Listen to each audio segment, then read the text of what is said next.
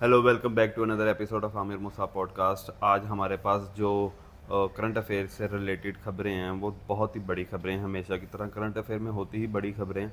तो सबसे बड़ी खबर जो है कि वो ईरानी सदर जो इब्राहिम रईसी साहब हैं, उनकी शहादत की जो खबर है वो मसूल हो चुकी है और वो कंफर्म हो गई है उनके सफ़ीर की तरफ से। और पूरा मीडिया भी इस खबर को ब्रेक कर चुका है कि उनकी जो हेलीकॉप्टर गुमशुदगी की खबर थी उसमें वो उनको उनके जो है खबर मिल गई है कि हेलीकॉप्टर के उनको वो पुर्जे भी मिल गए हैं और वो उनकी जो शहादत है उसकी खबर भी मसूल हो गई है। और दूसरी हमारे पास जो बड़ी खबर है वो बशकीक के जो तलबा हैं, ख़ास तौर पे पाकिस्तानी, उनको वापस लाने का जो अमल पाकिस्तानी गवर्नमेंट ने स्टार्ट किया उस हवाले से। तो मेरे साथ हमेशा की तरह मेरे बहुत ही दिल अजीज़ तारिक भाई मौजूद है। तारिक वसीम साहब, तारिक साहब अस्सलाम वालेकुम। वालेकुम सलाम। कैसे हैं आप? खैरियत अल्लाह का से? शुक्र है आपसे। आपका बहुत शुक्रिया है हमेशा की तरह टाइम देने के लिए। तारिक भाई, क्या आपके पास तहकीक है इन दोनों खबरों से रिलेटेड? रिसर्च देखिए, है। ईरानी सदर वाला जो वाक़या है वो तो बहुत ही अफसोसनाक है। उसमें रिसर्च क्या करेंगे, एक बहुत ही सैड वाक़या है। अभी चंद दिन पहले वो पाकिस्तान से होकर गए, हाँ जी, हाँ जी। यहाँ रहे 2 दिन 3 दिन तकरीबन का। 15-20 दिन जी पहले। हाँ, 3 दिन का दौरा था उनका। और फिर इस ईरान हमारा ब्रदर इस्लामी मुल्क है, और ये ट्रेजडी है जिस पे सिर्फ इजहार अफसोस। और बिल्कुल अफसोस। जो है ईरानी भाइयों के साथ जो है दुख ये में बराबर के हाँ, शरीक हैं हम उनके। उनको जो है हौसला ही दिया जा सकता है। बाकी तारीख़ है इसके, इस खत्ते में ये को चौथा पांचवा ऐसा वाक़या है जिसमें कोई जो है ना बड़ी सतह का हुकूमती जो ऑफिशियल है वो अपनी जान से गए हैं। और प्लेन क्रैश और हेलीकॉप्टर क्रैश वो होते रहे हैं, वो हमेशा से, जब से ये क्या कहते हैं हवाई सफ़र शुरू हुआ है, ऐसे वाक़यात तो होते हैं। हमारे भी अब पाकिस्तान के बड़े नामूर जी गुलकार थे, फिर वो मज़हब की तरफ आ गए जी थे। हाँ, जुनैद जुनेद जमशेद जमशेद साहब साहब। का जहाज़ जो था वो क्रैश हुआ था। उसके बाद पाकिस्तान का एक फोकर तैयारा था 1989 में, 1989 में वो पिंडी से स्कर्दू जा रहा था, तो चलास के करीब लास्ट उसका सिग्नल जो था वो एविएशन को रडार पे मौसूल हुआ था। वो एक ऐसा, इस सदी का ऐसा अनोखा वाक़या है, पिछले 100 सालों का। उस जहाज़ का पता ही नहीं लगा वो कहाँ गया। आज तक। आज तक नहीं पता लग सका कि वो कहाँ गया है। उसमें 58 मुसाफिर सवार थे। फिर जुनैद जमशेद का आपने बताया, फिर इंदिरा गांधी के बेटे थे संजय गांधी, जो पोटेंशियल कैंडिडेट थे क्या कहते हैं वजारत उज़्मा के। बल्कि इंदिरा गांधी के और उनके बीच में इख्तलाफ था। वो इंदिरा गांधी से यही कहा करते थे कि आप यू शुड रिटायर और मुझे आगे आने दें। तो वो, और आपको शायद पता हो कि इंदिरा गांधी के दोनों बेटे राजीव गांधी भी और संजय गांधी भी दोनों प्रोफेशनल पायलट्स थे। अच्छा। एयरफोर्स में सर्व भी किया हुआ था संजय ने। तो संजय का जहाज़ एयरपोर्ट से उड़ते ही गिर गया था उनकी ओके। हदूद के अंदर ही। दिल्ली पालम एयरपोर्ट पर ही, मतलब उसके नज़दीक ही वहाँ गिर ठीक। के क्रैश हो गया था। संजय की उसमें डेथ हुई थी। उसके बाद South African cricketer Hansie Cronje, South Africa के कप्तान भी थे, बहुत क्लास के प्लेयर थे, अपने ज़ाती हेलीकॉप्टर में आ रहे थे, मतलब ट्रैवल कर रहे थे, वो क्रैश हुआ, उसमें हैंसी क्रॉनिए जान से गए। फिर जुनैद जमशेद का आपने बताया। और अभी पिछले दिनों पाकिस्तान में जब सैलाब आया है तो पाकिस्तान एयरफोर्स के लेफ्टिनेंट जनरल सरफराज हाँ और जी, हाँ उनके जी। 5 साथी जो हैं बिल्कुल बलूचिस्तान बिल्कुल। में जहाज़ क्रैश हुआ, वो हेलीकॉप्टर क्रैश हुआ, उसमें जान से गए। और ये जो वाक़या है इब्राहिम रईसी साहब का, इनमें भी उनके साथ उनके वज़ीर ख़ारजा एक भी थे। पूरी थ्रू आउट, जब से आपकी बात ठीक है, हवाई सफ़र का आगाज़ हुआ तब से लेकर अब तक ये बहुत सारी बड़ी शख्सियात, 15-20 साल हाँ, बाद बरस बड़ी बाद में शख्सियात जो हैं हाँ। हवाई सफ़र में अपनी जान से गई हैं, बिल्कुल काफ़ी ठीक, बिल्कुल। ऐसा है। और ये एक ताज़ा वाक़या है, अंदोनाक वाक़या है। इसमें सिर्फ जो है ना, ये दुख का वक्त है, दुख की घड़ी है। ईरानी कौम के साथ हमदर्दी की जा सकती है और हम इस दुख की घड़ी में उनके साथ हैं। और जो है ना उन्हें सब्र की तलक़ीन ही कर सकते हैं। तारिक भाई, ये बेसिकली इनका सफ़र कहाँ से था और ये कहाँ पर? ये गए थे अज़रबैजान के और ईरान के, मतलब अज़रबैजान और ईरान मिलके एक डैम बना रहे हैं, उस डैम का ठीक। इफ्तिताह करने गए थे। अज़रबैजान का कुछ छोटा थोड़ा सा हिस्सा जो है ईरान में भी है, मतलब वो ईस्ट अज़रबैजान का एक छोटा सा एरिया है जो ईरान के की हदूद में है, ठीक यानी है। ईरान के पास है, वो ईरानी एंटिटी है वो। वहाँ गए थे, वहाँ अब डैम का इफ्तिताह था। और जो अज़रबैजान के सदर थे, सदर इल्हाम जो थे, वो भी वहाँ मौके पे मौजूद थे। हाँ जी। वो उस तरफ गए, ये इस तरफ आए। इन्होंने अपने ईरान आ रहे थे, ये तबरेज़ आई थिंक आ रहे थे। तो और वो जो थे वो वापस चले गए। और इसी असना में बस हुआ है कि वो शायद अभी उतरे ही होंगे वहाँ, तो इनकी इतला आ गई। और फिर सारी रात वो चूँकि धुंध थी उस इलाके में और पहाड़ी इलाका है, और जो है पता तो लग गया था कि हेलीकॉप्टर, ये एक हेलीकॉप्टर नहीं था, पूरा चूँकि वफ्द था ईरानी प्रेसिडेंट के साथ, तो ये एक से ज़्यादा हेलीकॉप्टर थे। और सारे ही ऐसे? नहीं, एक हेलीकॉप्टर जिसमें प्रेसिडेंट थे और वज़ीर ख़ारजा थे, इसने हार्ड लैंडिंग की, क्रैश लैंडिंग की, इसके साथ मसला हुआ। बाकी जो थे वो सेफली लैंड कर गए, उतर गए। पता लग गया था कि किस जगह पे हुआ है, लेकिन इन तक एक्सेस मुश्किल थी, वो पहाड़ी इलाके हैं, दुशवार गुजार इलाके हैं। तो अब उन्होंने खैर ये वहाँ तक पहुँचे और ये बताई है कि जो वो हेलीकॉप्टर है वो मुकम्मल तौर पे जल चुका है। तारिक भाई एक और बात बताएं, अल्लाह ताला अब वो शहादत उनकी, हमें उनकी खबर मसूल हो गई है कि उनको शहादत नसीब हुई है। इस तरह के वाक़यात में क्या कोई क्विक रिस्पॉन्स अभी तक दुनिया के पास ऐसी कोई फोर्स नहीं है कि जिससे पता चलाया जा सके? जैसे इससे पहले कोई साल 2022 में भी वो आबदोज़, वो जो ज़मीन आबदोज़, वो क्या बोलते हैं उसको, जो जिसमें हमारे एंग्रो कंपनी के चेयरमैन थे, उनका बेटा। हाँ, अच्छा वैसल जो थी। ठीक है, हाँ जी। जी जी। तो इस तरह के जो हमारे वाक़यात पेश आते हैं हमारी दुनिया में, इस तरह के मतलब वाक़यात रूनुमा हो जाते हैं, तो क्या इसमें कोई क्विक रिस्पांस अभी तक दुनिया में किसी के पास ऐसी टेक्नोलॉजी नहीं है जिसमें फौरी तौर पे पता चलाया जा सके कि यार ये मतलब यहाँ पर गिरा होगा जहाज़, तो इसको हम रिकवर कर सकते हैं? देखें, वो पता तो लग जाता है। जिस वेसल का आप जिक्र कर रहे हैं वो तो एक एडवेंचर था। वो जो क्या कहते हैं फैमिली थी पाकिस्तानी, जो इनके का मतलब जो बाप और बेटा इसमें जान से गए, दाऊद हरकुलस वाले, तो वो तो पहले भी इस तरह के एडवेंचर्स कर चुके थे। वो तो अस खुद मतलब एक एडवेंचर के तौर पे गए थे, बट ठीक है, वो मिसहैप हो गया।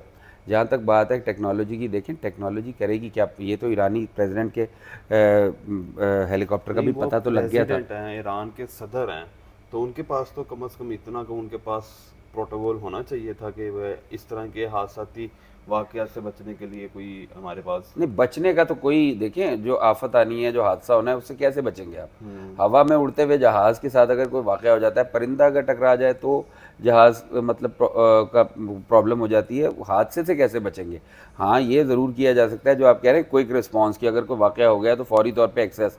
ये ना अभी हम तक अभी दुनिया हो सकता है आने वाले वक्तों में इतनी तरक्की कर जाए कि ये जो हम और आप क्विक रिस्पांस की बात करते हैं वो हो सके मुमकिन, लेकिन ये जो है ना इतना आसान काम नहीं है। जिस इलाके में ये ईरानी सदर का जहाज़ गिरा है, हेलीकॉप्टर गिरा है, जो मैंने आपको बताया पाकिस्तान का एक फोकर तैयारा है चिलास के इलाके में गिर गया था, इवन छोड़े जैसे आप वो बता रहे हैं कि अभी तक वो मिला ही नहीं है। फिर देखें कनाडा, आप रशिया चले जाएं, इन इलाकों, ये तकरीबन ये बेल्ट भी वही है, ये बेल्ट भी वही है सारी उस तरफ से आते हुए। इन इलाकों में ये दुनिया के दुश्वार गुजार तरीन और जिसको कहते हैं अभी तक जो है ना, ये पूरे के पूरे अनडिस्कवर्ड है, दरियाफ्त ही नहीं हुए हैं। साइबेरिया आधे से ज़्यादा अनडिस्कवर्ड है, आप जा ही नहीं सकते, एक्सेस ही नहीं है। तो इसलिए इसमें इंसान लगा हुआ है, वक्त के साथ कोई ऐसा सिग्नल आ जाते हैं, पता लग रहा होता है कि फलानी जगह पे जहाज़ गिरा है या हेलीकॉप्टर गिरा है, लेकिन आप वहाँ पहुँचेंगे कैसे, पहुँचना दुश्वार। बिल्कुल ठीक, ये बात। चलें, अल्लाह ताला जी उनके लिए जो आगे की मंजिलें वो उनके दर्जात बुलंद फरमाए। और ये बहुत बड़ी वो दुख की करी है ईरान के लिए, ठीक है, और पूरा इस्लामी ममालिक उनके साथ करें। इनफैक्ट यूरोप के या दीगर ममालिक भी उनके साथ इस हवाले से उनके साथ ज़ारे ताज़ियत में साथ खड़े हैं। अच्छा, दूसरी खबर है हमारे पास बशकीक की, ठीक है। अभी जो लेटेस्ट अपडेट है वो यही है कि गवर्नर सिंध कामरान टसूरी साहब ने भी ये ऐलान कर दिया कि जितने स्टूडेंट्स रह गए हैं या जितने आ चुके हैं उनकी हम वापसी के टिकट का खर्चा मैं खुद उठाऊंगा। तो क्या अपडेट है इस हवाले से, कितने बच्चे वापस आ गए, कितने वहाँ पर रह गए, और जो आ गए हैं वो क्या हाल हवाल उन्होंने उस हवाले से? 450 430 के करीब बच्चे रात ही में आ गए थे, अभी भी फ़्लाइट्स आज भी आएंगी, ठीक है। तो जितने भी बच्चे, जो इतलात हैं बिश्कीक में जो पाकिस्तानी मुतासिर हुए ना, वो कोई ये 500 के करीब ही हैं, तो वो सारे के सारे पहुँच ही जाएंगे। उसमें तालिब इल्म तो बिल्कुल, अच्छा ये बात उनकी सही है, वो कह रहे हैं एक आज C-130 तैयारा आना है जिसमें 130 तलबा ने आना है, वो मेरा ख्याल है उनका खर्चा नहीं होगा, उन्हें स्टेट रियासत अपने फ़ंड पे ला रही है। लेकिन कुछ बच्चों का ये भी कहना है कि जो है ना, हमने तो पहले फ़्लाइट्स बुक करवाई हुई थी, हमने तो आना ही था पाकिस्तान, हम तो उस सिलसिले में आ रहे हैं, हमारी किसी ने मदद नहीं की है, कोई तो हमारा टिकट कोई रीइंबर्स हो जाए या गवर्नमेंट उन्हें क्लियर ये तो अब हुकूमत को करना पड़ेगा, कुछ तो फेवर देना ही पड़ेगा हुकूमत को, और वो हुकूमत देगी यकीनी तौर पे। और देखना पड़ेगा कि अब रद्द-ए-अमल की जहाँ तक बात की जाती है, वो ये अजीब सा मामला है। इसमें ना क्या बात की जाए कि एक हमारे कोलीग भी हैं, दोस्त भी हैं, उनकी बेटी भी वहाँ पढ़ रही थी, कल रात को वो भी पाकिस्तान पहुँची है, बिश्कीक से आई है बच्ची, लाहौर। तो वो तो उसका ज़िक्र करते हुए बेचारे रो भी पड़े कि जब तक मेरी बेटी मेरे सामने नहीं आई। ये मामला है सर, फाइनेंसेस से ऊपर इंसानी जज्बात का मामला है, ठीक है ना। तो इसमें ज़्यादा जो है कोई तनकीद बनती नहीं है। और जो बच्चे कह रहे हैं ना, हमें ये बात मान ही लेनी चाहिए। अगर वो इस बात पर राज़ी हैं कि हमें टिकट नहीं दिया गया, तो वही जो आप कह रहे हैं, जिन्होंने अपने पल्ले से टिकट खर्चा है उन्हें टिकट दिया जाए। और जब वहाँ हालात मामूल पर आएंगे तो इन बच्चों ने अपनी एजुकेशन कंटिन्यू करने वापस जाना है, उस वक्त कोई रियायत दीजिए। जाना चाहिए वापस? नहीं जाएंगे, लाजमी जाएंगे यार, अपनी तालीम तो अधूरी नहीं छोड़ सकते ना। नहीं, ऐसा नहीं हो सकता कि वो मिड सेमेस्टर में डिग्री ट्रांसफ़र हो जाती है किसी दूसरी यूनिवर्सिटी में। हमारे पाकिस्तान में कई यूनिवर्सिटी ऐसे ऑफ़र करती हैं, एचईसी ऑफ़र करती है कि आपकी जो डिग्री कंटिन्यू है, आप उसको किसी दूसरी कंट्री में हमारे रेफरेंस से आप इसको कन्वर्ट करवा सकते हैं। नहीं ये नहीं होगा, बच्चे वहीं जाएंगे पढ़ने। उसकी वजह यह है कि जो सेंट्रल एशियन स्टेट्स हैं जो रशिया से आज़ाद हुई हैं, उनका तालीम का सिस्टम ही और है। आपने देखा है कि कल उनके जो नायब वज़ीर आज़म थे, डिप्टी प्राइम मिनिस्टर, उन्होंने एडमिट किया कि हमसे, चूँकि देखें ये उनकी ना कमाई का एक माकूल ज़रिया है।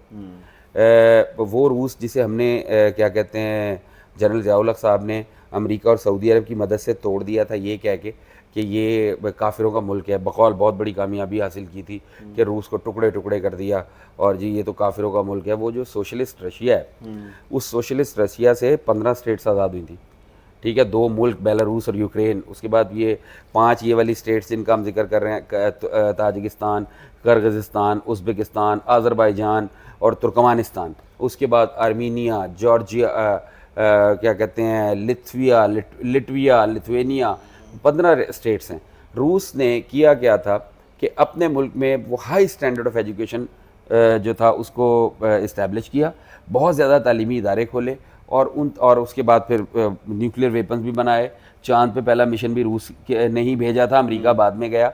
मतलब बेइंतहा तरक्की की। उसके बाद उस रूस के जब टुकड़े टुकड़े हुए, इन रियासतों में जो इन्होंने आज़ादी, इंडिपेंडेंस हासिल की, तो इनमें इतने ज़्यादा मेडिकल कॉलेजेस और तालीमी इदारे हैं कि इनकी आबादी नहीं है इतनी, तो इन्होंने उसको बाकायदा एक बैनुल-अक़वामी स्टूडेंट्स को कहा कि आप हमारे पास आके पढ़ सकते हैं। उसके नतीजे में पैसे देके ही बच्चे पढ़ रहे होते हैं। इंटरनेशनल हॉस्टल्स बनाए हैं, बड़ी तादाद में बच्चे पढ़ते हैं, कभी ऐसे वाक़यात हुए नहीं। लिहाजा वो गवर्नमेंट काबू पा लेगी और ये बच्चे वहीं वापस जाएंगे, क्योंकि जो आप बात कर रहे हैं ना, ऐसा कोई ट्रीटी हमारे इनके दरमियान है नहीं, फौरी तौर पर किया नहीं जा सकता। अर्ली 90s में, बल्कि लेट 80s और अर्ली 90s का जहाँ तक हमें पता है, हमने सुना भी है, 90s में तो हमने देखा भी है कि पाकिस्तान की जो BS ग्रेजुएशन की डिग्री होती थी, वो रशिया की मास्टर्स की डिग्री के बराबर होती थी। अच्छा। यानी अगर आप यहाँ से BSc करते थे तो रशिया में वो MSc के करीब समझी जाती थी। अभी भी ये होता है कि हमारे जो तलबा 40% से भी कम मार्क्स होते हैं, और कुछ केसेस में तो वो बच्चे जिनकी FSC में किसी एक आध मजमून में कंपार्ट भी आई होती है, उनको भी दाखिला दे दिया जाता है कि आप बाद में FSC क्लियर कर लीजिएगा। पाकिस्तान में तो ये नहीं होता। पाकिस्तान में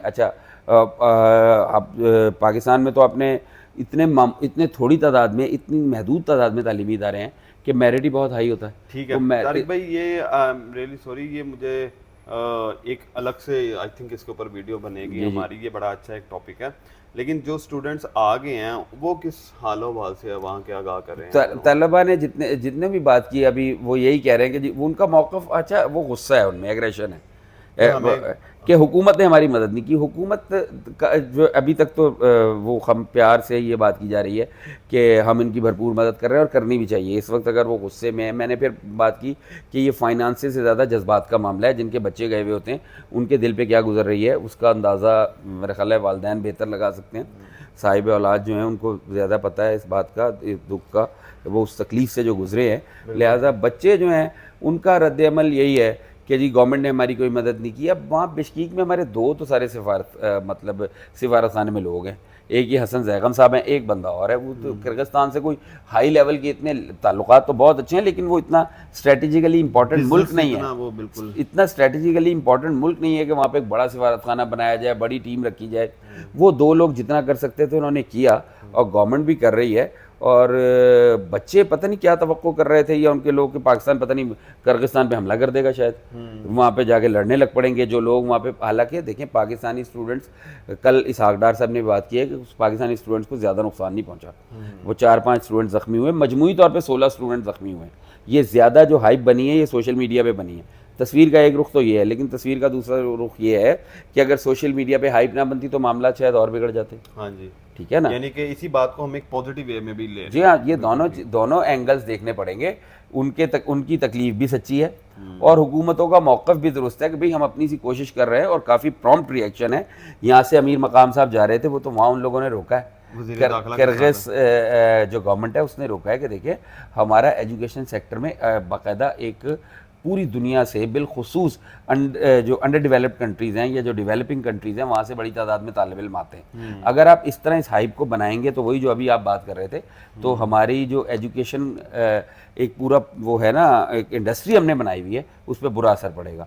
तो फिर अमीर मकाम साहब रुक गए, वरना अमीर मकाम साहब भी जा रहे थे। नहीं तो अभी तक भी तो बुरा असर ही पड़ा है। जैसे कल उनके नायब वज़ीर आज़म ने एतराफ़ किया है कि हमारे से गलती हुई है, हम इस मौके को वो फौरी तौर पर, जी हाँ, तो अभी भी तो बैड इमेज ही गया है उनका। वो बैड में जाता रहे। वो उन्होंने ये कहा है कि हमने 4 लोग गिरफ्तार किए हैं, मजीद भी गिरफ्तार करेंगे। देखें वहाँ बांग्लादेश से भी लोग पढ़ने जा रहे हैं, वहाँ इजिप्ट जिनकी बुनियादी तौर पे कहा जा रहा है इजिप्शियंस की लड़ाई होती है, इंडिया से भी जाते हैं, इजिप्ट से भी जाते हैं, गल्फ़ के ममालिक से भी जाते हैं।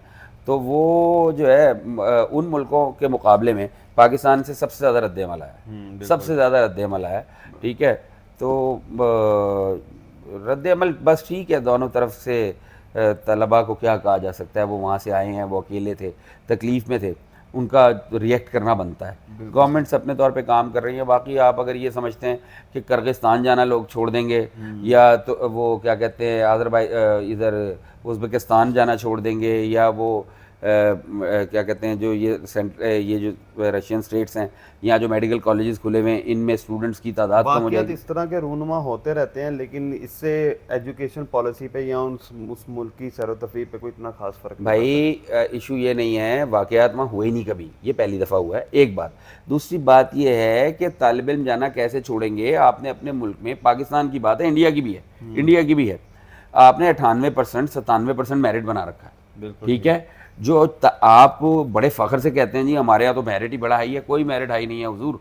आपका प्रॉब्लम ये है कि तालीम बुनियादी तौर पे एक हर बच्चे का बुनियादी हक़ है, तालीम प्रिविलेज नहीं है। आपने तालीम को प्रिविलेज बनाया हुआ है।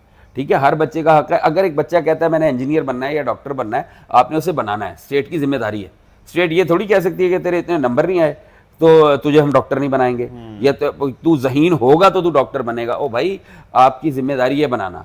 तो वो जिम्मेदारी जो आप पूरी नहीं कर रहे, बाहर उनको दाखिला मिल जाता है, बच्चे पढ़ने जा रहे हैं, कुछ भी नहीं होगा। मैंने कल अपने जो जहाँ पे हम चैनल में जॉब करते हैं, वहाँ पर मैं अपने प्रोग्राम की रिकॉर्डिंग के लिए ना वाइस चांसलर पंजाब यूनिवर्सिटी का इंटरव्यू किया, प्रोफेसर डॉक्टर खालिद महमूद साहब का।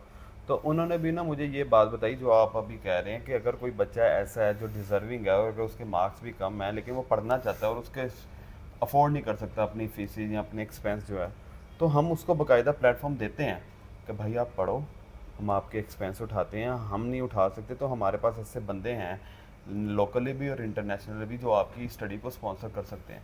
तो स्टूडेंट्स के लिए तो अब तो इस हवाले से काफ़ी फैसिलिटीज़ हैं कि अगर वो रिसर्च में कहीं उसको तकलीफ़ आती है बजट के हवाले से, तो वो भी उसको मतलब ऑफ़र मिल जाती है। तो आई थिंक ये वाला इतना कोई बड़ा इशू नहीं है। नहीं, बजट का मामला नहीं हो रहा, आप बच्चे को दाखिला ही नहीं ना देते।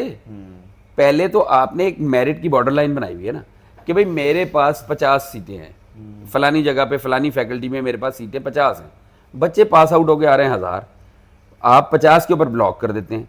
उसके बाद उन बच्चों को एडमिशन नहीं मिलता। जब एडमिशन नहीं मिलता तो वो प्राइवेट सेक्टर में जाते हैं, फिर पैसे देके पढ़ते हैं। आ रहे हैं तो 1000 बच्चों में भी उन्होंने उन्हीं बच्चों को लेना ना जो उनके मेरिट के मुताबिक है। सर नहीं लेना ना, यही तो मेरिट का तो चक्कर ही कोई नहीं है ना। आपको इतने तालीमी इदारे बनाने हैं सर। ये जो किर्गिस्तान है, किर्गिस्तान के अंदर यही तो होता है, उनके पास इतने तालीमी इतने मेडिकल कॉलेजेस हैं कि स्टूडेंट्स आते हैं, वो उन्हें बगैर किसी मेरिट के एडमिशन दे देते हैं। बिल्कुल, मैं यही कह रहा हूँ कि एजुकेशन जो है वो प्रिविलेज नहीं है। प्राइवेट है कि पब्लिक सेक्टर है, अपने लोगों को मुफ्त पढ़ाते हैं वो, आप लोग जो जाते हैं आप लोगों से पैसे लेते हैं। बिल्कुल ठीक है ना। और मैं यही कह रहा हूँ कि तालीम जो है ना वो प्रिविलेज नहीं है सर, तालीम बेसिक राइट है। आपको लोग ये जो है हर जो आपका क्या कहते हैं जो इलाके में कौंसर की सतह पे जो टाउन होते हैं, इनकी सतह पे मेडिकल कॉलेजेस और इंजीनियरिंग यूनिवर्सिटीज़, इंजीनियरिंग कॉलेजेस बनाने पड़ेंगे। आपको बड़ी तादाद में जब आप बनाएंगे तो फिर आपका बच्चा बाहर नहीं जाएगा। अभी तो इशू ये है कि आपके पास इदारे थोड़े हैं, बच्चे ज़्यादा पढ़ रहे होते हैं। थोड़े क्या मतलब ना होने के ना बराबर। होने एक के हमारे पास एक बड़ी यूनिवर्सिटी है, पंजाब यूनिवर्सिटी, जी हाँ, किंग एडवर्ड है, या वो क्या नाम है, बाकी ये सरकारी हॉस्पिटल ने अपने छोटे छोटे डिपार्टमेंट स्टार्ट किए हैं। खैर सदी, आखिर में मेरी यही दुआ है कि अल्लाह ताला हमारे मुल्क का हामी और नासिर हो, अल्लाह ताला हमारे मुल्क के लिए आसानियाँ पैदा करे और हमारे मुल्क को दिन दुगनी रात चुगनी तरक्कियाँ दे। सर आपका बहुत शुक्रिया। अस्सलाम वालेकुम।